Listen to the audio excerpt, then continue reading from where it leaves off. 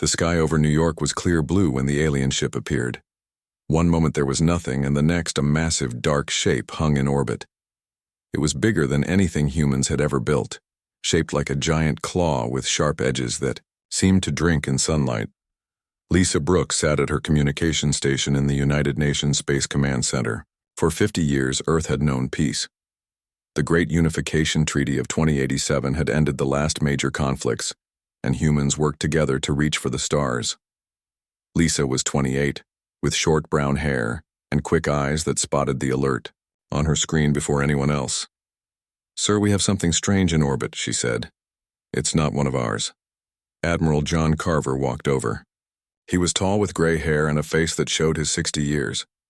He had fought in the last wars before peace came, and he never thought he would see danger again. "Can you contact them?" he asked. Lisa tried all channels. At first there was nothing. Then a harsh sound filled the room. It wasn't human speech. It scraped and clicked like hard shells rubbing together. The main screen lit up. Everyone in the control room froze. The aliens looked like huge insects. They had 4 arms and hard, shiny skin that might have been armor or their natural bodies. Their eyes were black and empty. "Translating," Lisa said, fingers moving across her keyboard. Words appeared on screen. "Humans. We are the Craxians. Your world has resources we need. You will surrender your planet and serve us. If you resist, you will die." Admiral Carver stood straight. "This is Earth. We are a peaceful planet, but we will defend ourselves. We invite you to talk instead of threaten." The alien made a sound that might have been laughter. "You have one Earth day to decide. Then we take what we want." The screen went dark. Ambassador Alan Wright arrived 3 hours later. He was the best diplomat Earth had, and he spent the day trying to re-establish contact with the aliens. They did not respond. "We need to show them we're serious about talking," Ambassador Wright said. "They might just be testing us." Admiral Carver wasn't sure. "We should prepare our defenses just in case." Earth's public defense fleet was small. After years of peace, people didn't see the need for many warships. They had 5 main battle cruisers and about 20 smaller ships. They moved them into position around Earth, hoping it would be enough. That night, the Lunar Research Base sent an emergency signal. Lisa watched in horror as the alien ship fired a thin green beam at the moon. The whole north section of the lunar colony disappeared in a flash of light. Over 400 people were there. "They didn't even wait their own deadline," she whispered. Admiral Carver looked grim. "This is not their first time conquering worlds. They've done this before." Emergency meetings filled the next hours. Leaders from all Earth nations gathered, virtually. People everywhere watched the alien ship on their screens. Some prayed, some cried, some prepared to fight. "We have to try once more," Ambassador Wright said. "Let me talk to them again." But when they sent another message, the response was simple. "Talking is done. Submit or die." Admiral Carver looked at the room of worried faces. Then he pushed a small red button hidden under his command console, a button only he and 5 others on Earth knew about.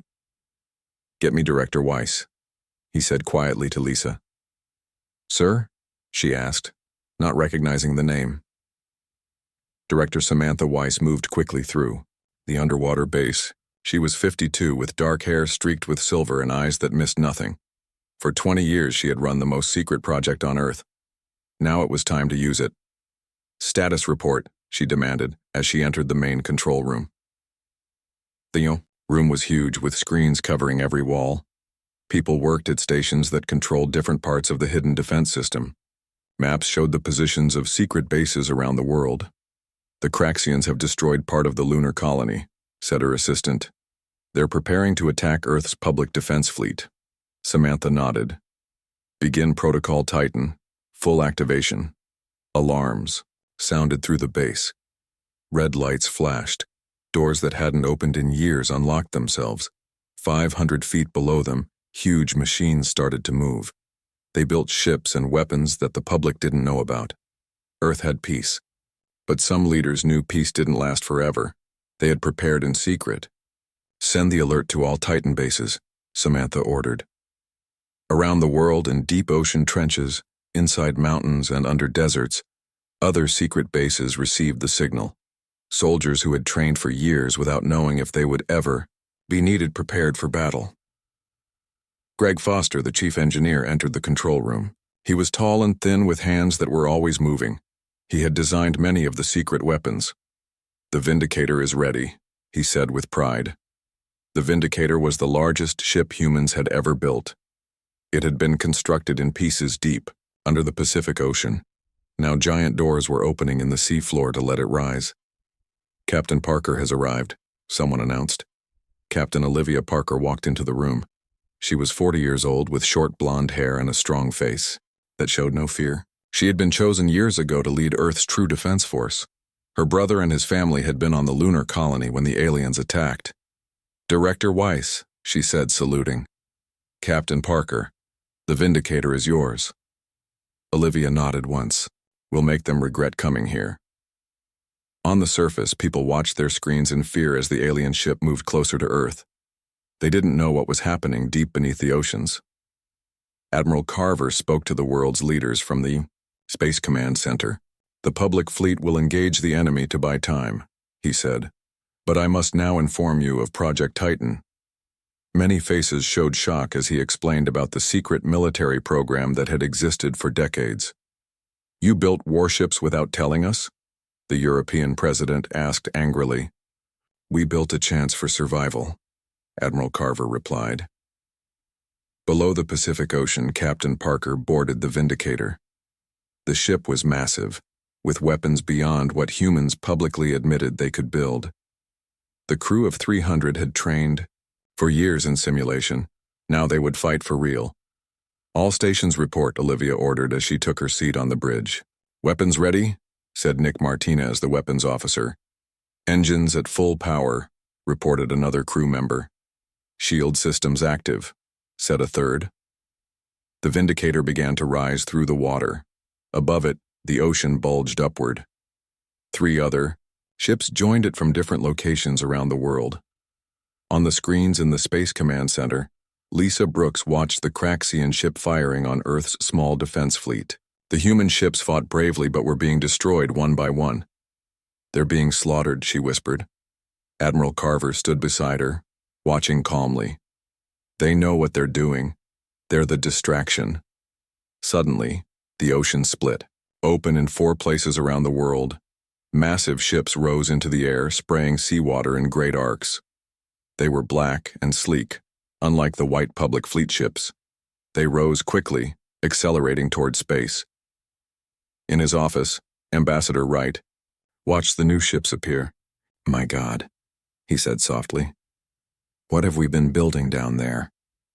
The Vindicator led the way, heading straight for the surprised Craxians. Captain Parker's voice came through all communication channels on Earth. "You threatened our peace. Now, face our war machine." "Director Samantha Weiss," he repeated. "Authorization Titan Protocol. Tell her it's time." Lisa made the call, not knowing she was connecting to a secret facility 2 miles beneath the Pacific Ocean, where Earth had been building its real defense force for 30 years. A place where humanity's true war machine waited. The Craxian ship turned to face the new threat. It fired green beams at the Vindicator, but they hit a shield that glowed blue for a moment, then disappeared. On the bridge of the Vindicator, Captain Parker sat calmly in her command chair. The ship shook slightly from the alien attack, but the shields held strong. "They're surprised," she said. "They didn't expect us to have this technology." Nick Martinez stood at the weapons console. He was a former soldier with steady hands and sharp eyes. "Weapons are ready, Captain. Phase shift missiles armed." "Target their main weapon systems," Olivia ordered. "Fire when ready." Nick pressed a series of buttons. The Vindicator shuddered as 6 missiles shot toward the Craxian ship. They looked like silver bullets, trailing blue light. "What makes these missiles special?" asked a young crew member. "They can pass through shields," Nick explained. "The aliens don't know we have them." On the screens, they watched the missiles approach the Craxian ship. The aliens fired defense weapons, destroying 2 missiles. The other 4 hit the shield, then passed right through it. They struck the Craxian ship's weapons area. Explosions bloomed across its hull. "Direct hit," Nick shouted. The 3 other human ships joined the attack. They fired different weapons at the Craxian vessel. One used powerful lasers that cut into the alien metal. Another launched small drones that attached to the ship's surface and began drilling through. The Craxian ship tried to fight back, but its main weapons were damaged. After 10 minutes of battle, it turned and began to move away from Earth. "They're retreating," said Ryan Cooper, the intelligence officer. He was quick-minded and knew many languages, including the basics of the alien one. He listened to their communications through special equipment. "They're sending a message to their home fleet." Captain Parker leaned forward. "Can you translate it?" Ryan worked on his computer for a minute. "It's not perfect, but they're saying Earth has unexpected weapons. They're calling for reinforcements." "How long until the reinforcements arrive?" Olivia asked. Ryan frowned. 2 weeks, maybe less." The Vindicator and the other ships returned to lower orbit. Captain Parker received new orders from Director Weiss. "We have 2 weeks to prepare," Samantha said from the underwater base. "We need to bring all our hidden weapons online. Around the world, more secret bases activated. Giant guns rose from mountaintops. Hidden bunkers opened to reveal missile launchers. Ships that had been disguised as cargo vessels changed shape to show their true military form." In New York, Admiral Carver met with world leaders. He showed them videos of the battle. "We drove them off for now," he said. "But they'll be back with more ships." "How many more?" someone asked. "Many more," the Admiral replied. "But we have more weapons too. We've been preparing for 50 years. Lisa, Brooks worked with other communication officers to spread the warning worldwide. People needed to prepare for the bigger attack that would come. "Some people are angry that we kept these weapons secret," she told Admiral Carver. "They can be angry after we survive," he answered. On the Vindicator, Ryan Cooper made a discovery. He found a pattern in the alien communications. "Captain, I think I can track where their message went," he said. "We might be able to learn more about them." Captain Parker called a meeting with her top officers. "We have 2 weeks before their main fleet arrives," she said. "We need to learn everything we can about them." "I have an idea," said Diane Harris, the science officer.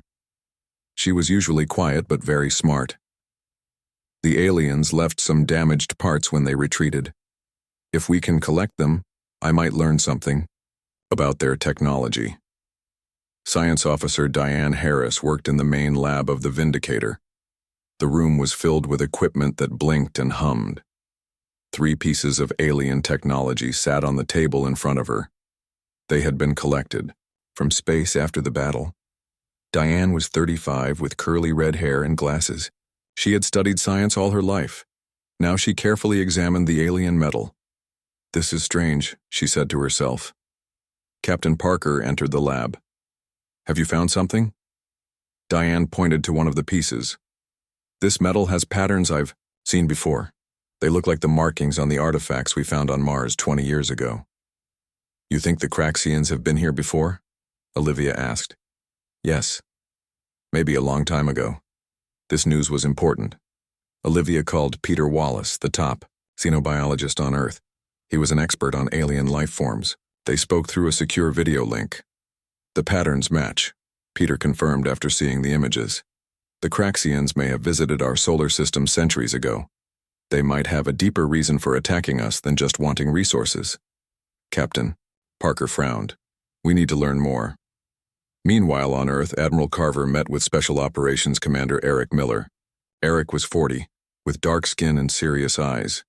He led Earth's most skilled soldiers. "I need your team to do something dangerous," the Admiral said. "We found a damaged Craxian ship floating near Jupiter. It was left behind when they retreated. We need you to board it and gather information." Eric nodded. "My team is ready." 12 hours later, Eric and 5 soldiers approached the damaged alien vessel in a small stealth ship. They wore spacesuits with special weapons attached. "Stay alert," Eric said as they cut through the hull and entered. Inside, the air was breathable, but smelled strange. The halls were tall and wide, made for the larger Craxian bodies. The team moved carefully, recording everything they saw.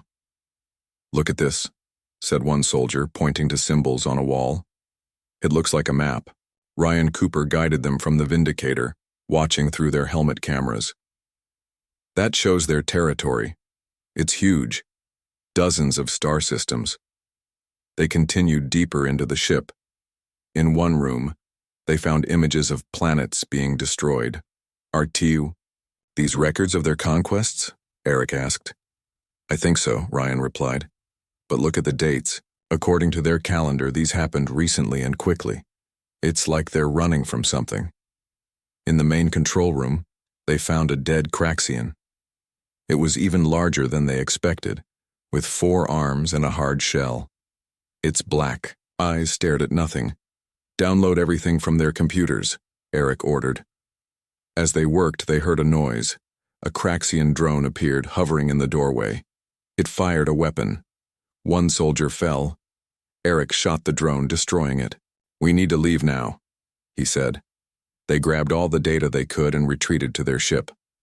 As they pulled away, the damaged Craxian vessel exploded. Back on the Vindicator, scientists studied the information. Ryan Cooper made a startling discovery. "The Craxians are running away from something," he told Captain Parker. "Something called the Devourers is destroying their home systems. They're looking for new worlds to use as fortresses.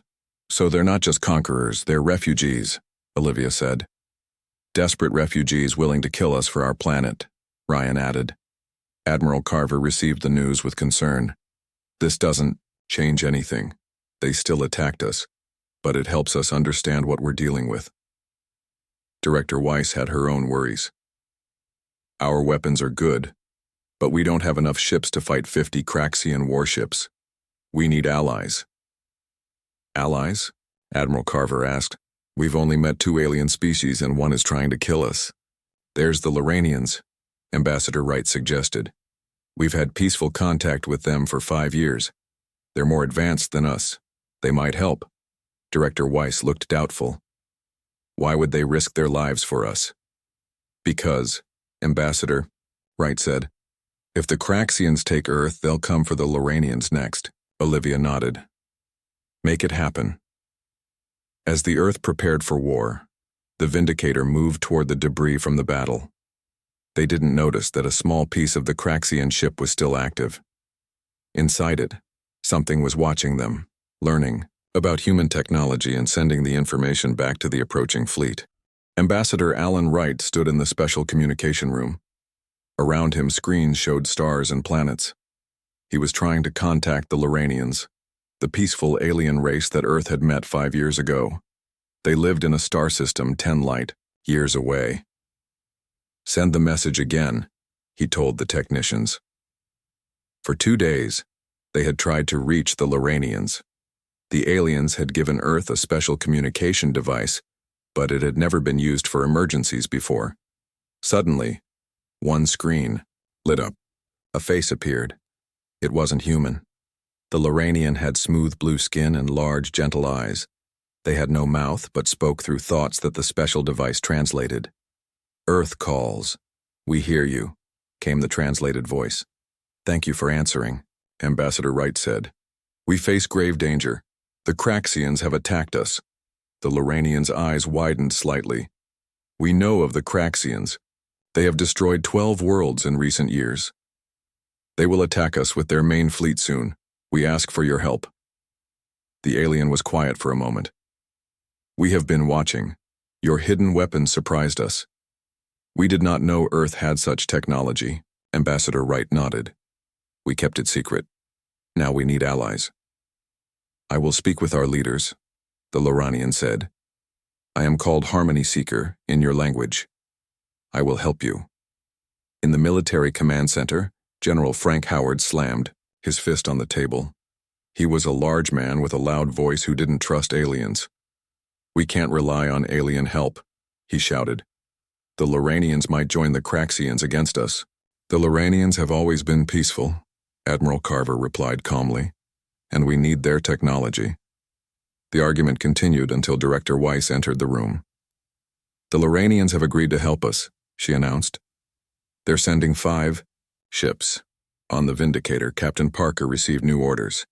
Her ship would work directly with the Loranian vessels. She wasn't sure how she felt about this. The Loranians seemed friendly, but they were still aliens.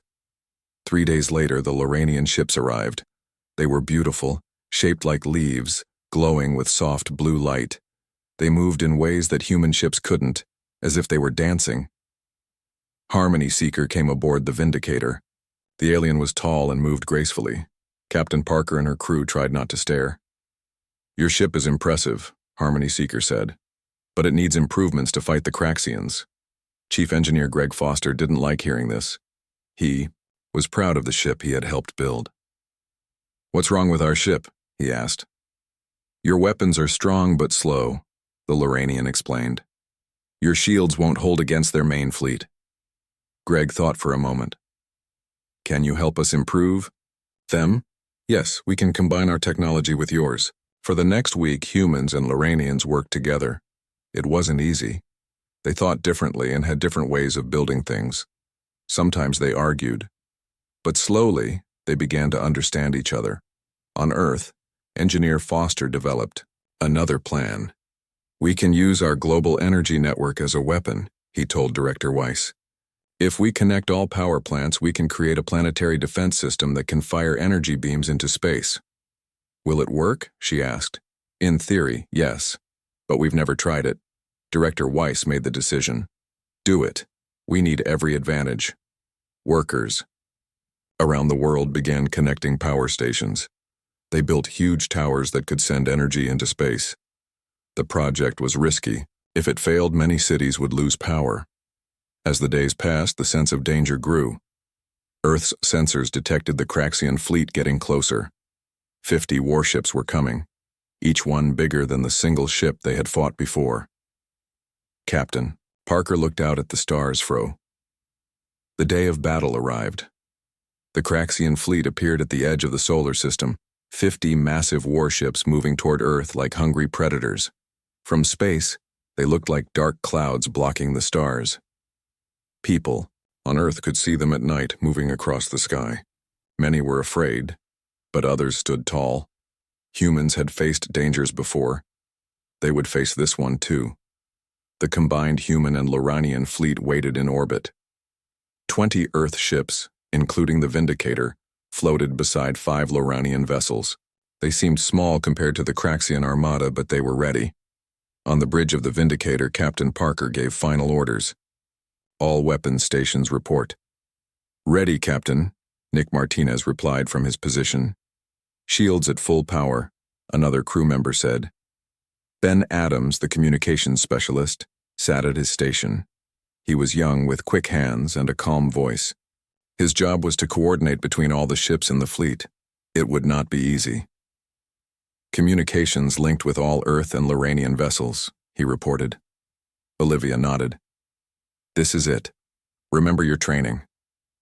She opened a channel to all ships. "This is Captain Parker. Today we fight for Earth, for our families, for our future. Stay together. Trust each other. We can win this." The Craxian ships came closer. Their formation was tight, protecting the largest ship in the middle, the flagship. That was their target. "Enemy in range," Nick announced. "All ships engage," Olivia ordered. The space between Earth and the Moon exploded with light as both sides fired weapons. Green beams from the Craxian ships cut through space. Blue and red energy pulses shot back from the defenders. The Vindicator moved forward with 3 other ships. They headed straight for the enemy line, firing constantly. Their new shields, improved with Loranian technology, held against the Craxian weapons. "First line breached," Ben reported. "We're taking damage, but still operational." On Earth, Engineer Foster watched from the Planetary Defense Control Center. Screens showed the battle in space. It didn't look good. The human Loranian fleet was fighting bravely, but they were outnumbered. "The Vindicator is leading an attack on the Craxian flagship," someone reported. "They'll never reach it without help," Foster said. "Prepare the planetary defense grid." Around the world, the giant energy towers powered up. Lights dimmed in cities as power was redirected to the defense system. Foster watched the energy levels rise on his screens. 80%, 90%, full power achieved, a technician announced. Target the Craxian ships blocking the Vindicator's path, Foster ordered. Fire. Huge beams of blue energy shot up from points across Earth's surface. They met in space, combining into larger beams that hit the Craxian fleet. 3 enemy ships were caught in the energy. Their shields failed. They broke apart. On the Vindicator, the crew cheered as they saw the path clearing. Earth's defense grid is working, Ben shouted. Press the attack, Captain Parker ordered. All ships target the flagship. The battle became more intense. Ships on both sides exploded. Emergency signals filled the communication channels. The Vindicator took heavy damage but kept moving forward. We're almost in position, Nick reported. Suddenly, a massive explosion rocked the ship. Alarms blared. Smoke filled the bridge. Hull breach on Deck 5, Ben shouted. Shields failing. Captain Parker made a quick decision. Set course directly for the Craxian flagship. Captain? Nick looked surprised. We're going to board it, she explained. If we can't destroy it from outside, we'll destroy it from inside. The Vindicator accelerated toward the massive alien ship. Energy beams hit it from all sides, causing more damage. Behind them, the remaining human and Loranian ships provided cover, drawing some of the fire. Prepare the boarding team, Olivia ordered. I'll lead it myself. This could be a one-way trip, Ben warned. Captain Parker nodded. I know. But if we don't stop their leader, Earth will fall. As the Vindicator closed in on the Craxian flagship, the crew prepared for what might be their final mission. They had sworn to protect Earth. Now they would keep that promise no matter the cost. The bridge of the Vindicator. The ship had been changed by Loranian technology. It was faster now, with stronger weapons. Will it be enough? She wondered aloud. Harmony Seeker stood beside her. We will fight with you. But the Craxians are desperate. They have nothing to lose. Olivia nodded. Neither do we. The Vindicator crashed into the side of the Craxian flagship. Metal screeched against metal. The front of the human ship broke through the alien hull, creating an opening. Captain Parker led her boarding team through this opening. 20 soldiers followed her, including Nick Martinez and Security Chief Karen Phillips. Karen was strong and brave, with short black hair and eyes that missed nothing. She had been with Olivia since the start of their training. Move fast, Captain Parker ordered. We need to reach their command center. They entered dark hallways that were much larger than human corridors. The air smelled strange. Emergency lights flashed red. Alarm sounds echoed through the ship. Which way? Nick asked. Olivia checked a small device in her hand. It showed a map based on the data they had collected from the damaged Craxian ship. This way, she pointed left. They moved quickly through the alien vessel. Soon they heard clicking sounds. Craxian soldiers appeared at the end of the hallway.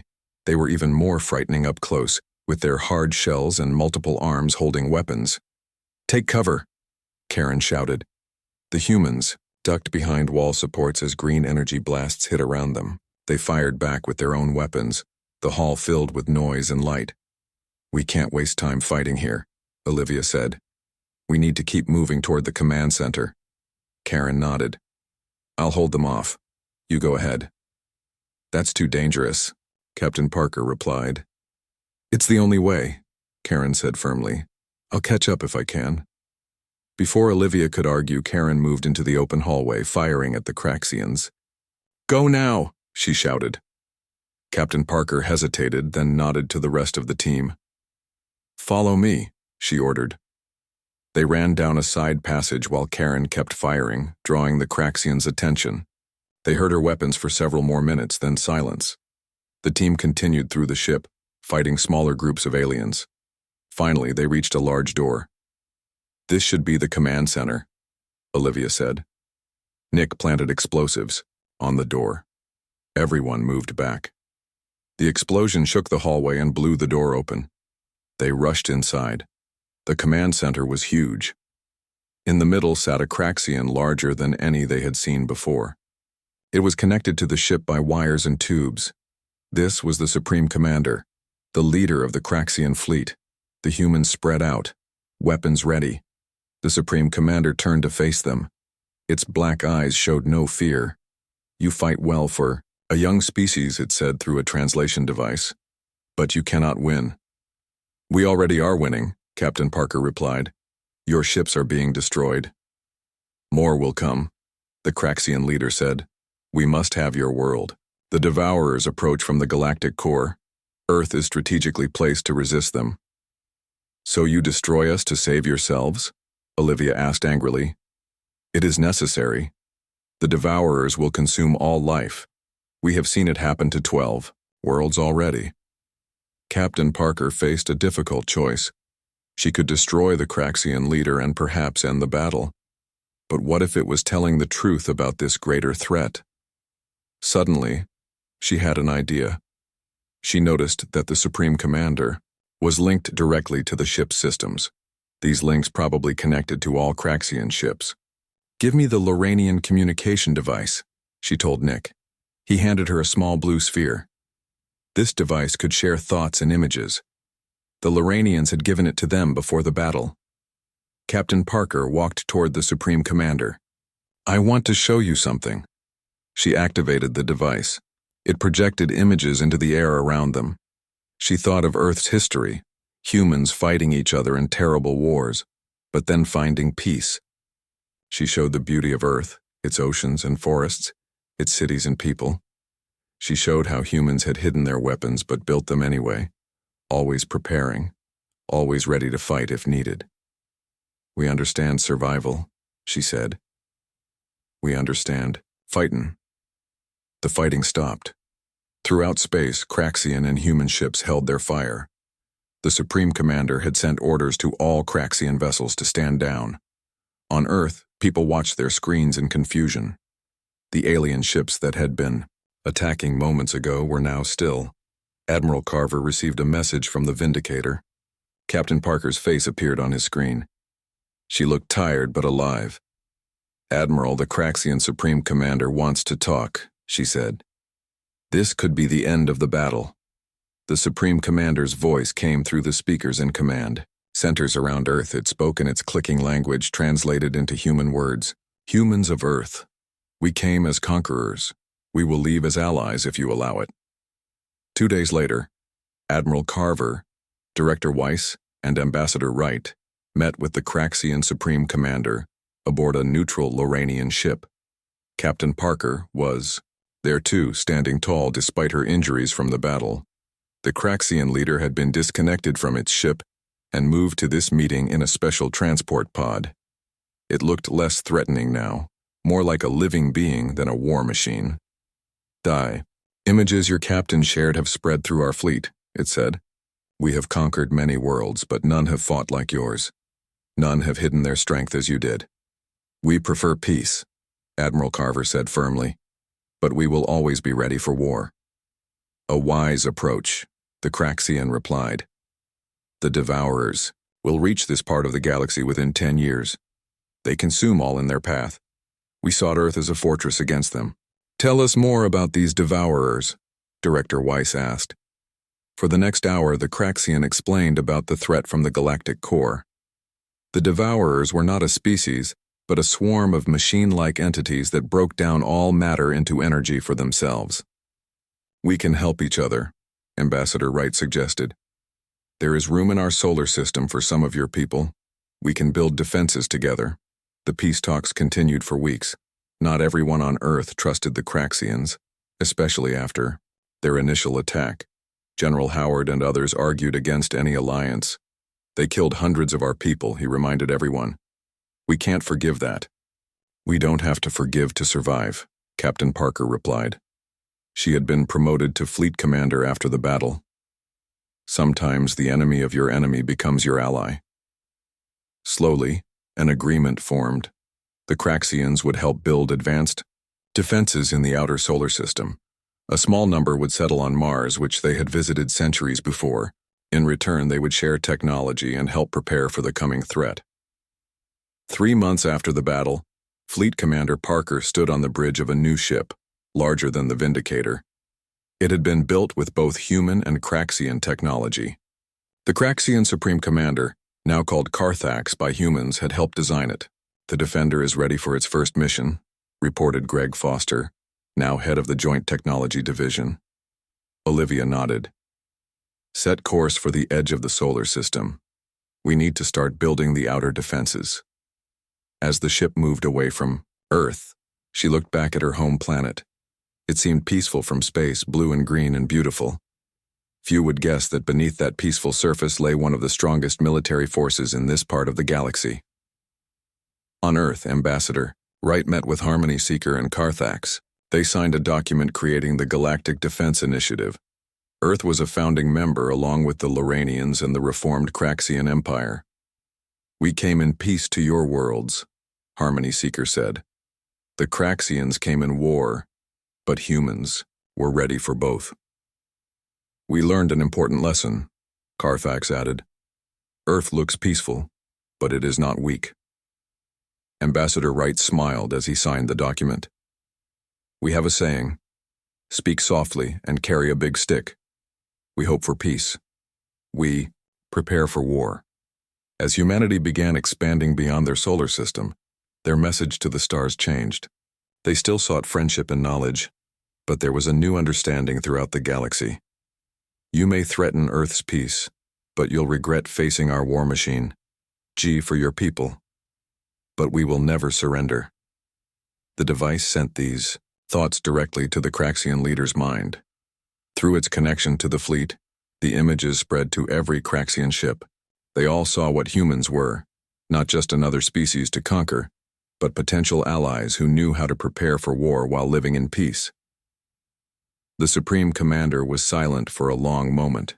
Then it spoke. Perhaps there is another way.